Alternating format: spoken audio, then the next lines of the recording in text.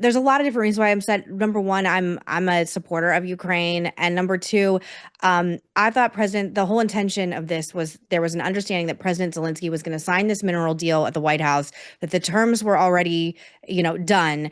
And quite frankly, as someone who has been told that women can't be president and be in power because we're too emotional, I think that just blew that argument out of the water. Can you just tell me your reaction when you first saw it, and then the reaction of some of your sources? Because I know people will say things to you off the record when they know their names aren't going to be attached to it, different than they will on the record. I honestly am having a hard time grasping if everybody hates Zelensky now and I was just out of the loop. Like, just can you tell me your reaction and what the tenor is today on Monday evening?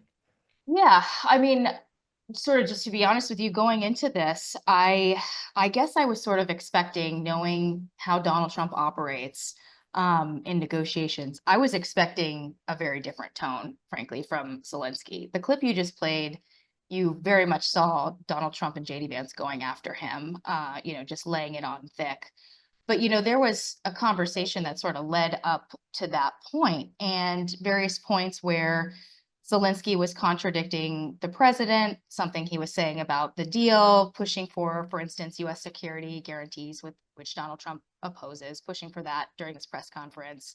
He had sort of challenged JD Vance on whether diplomacy was even a good idea. I mean, the whole purpose of this meeting, right, was to try to sort of take that first step to having an agreement.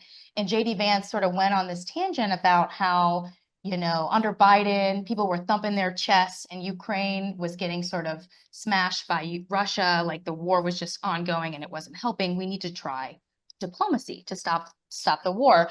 And, the Ukraine president Zelensky sort of jumped in and was like, pressing JD on whether diplomacy was even a good idea, which is sort of surprising given what this whole event was. And JD Vance obviously saw that as a challenge, and he sort of went after him over that. And they had this sort of back and forth, and it escalated when Donald Trump stepped in.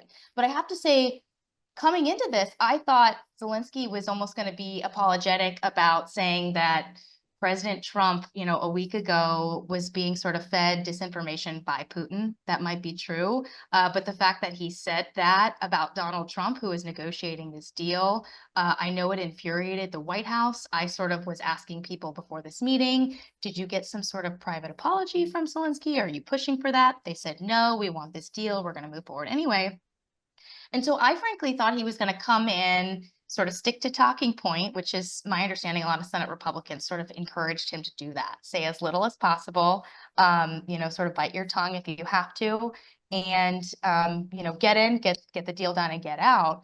And what we saw leading up to that clip really was Zelensky challenging the White House, saying, wait a second, I need these security guarantees. Like, Donald Trump at one point was talking about both sides losing people. And Zelensky, he was right. He interjected. He's like, they started the war. He called Putin a terrorist. He had a message he was trying to drive, and it was a very different message than what the White House, I think, was expecting him to make or deliver. And so I was sort of surprised by Zelensky's demeanor. That was my first sort of takeaway on this. As for where we are right now, I can tell you that there's a lot of Republicans, Democrats as well, who are supporters of Ukraine. They want the war to end. They want it to end on good terms for Ukraine. And I know that a lot of Senate Republicans are right now trying to sort of play this mediator role. What can they do to try to get things back on track? I am told from people in the White House that Trump still wants an agreement. But then we're also seeing reporting, like just a few minutes ago, Donald Trump was sort of making almost threatening comments towards Zelensky, saying that leaders who don't want to make deals will not be around long.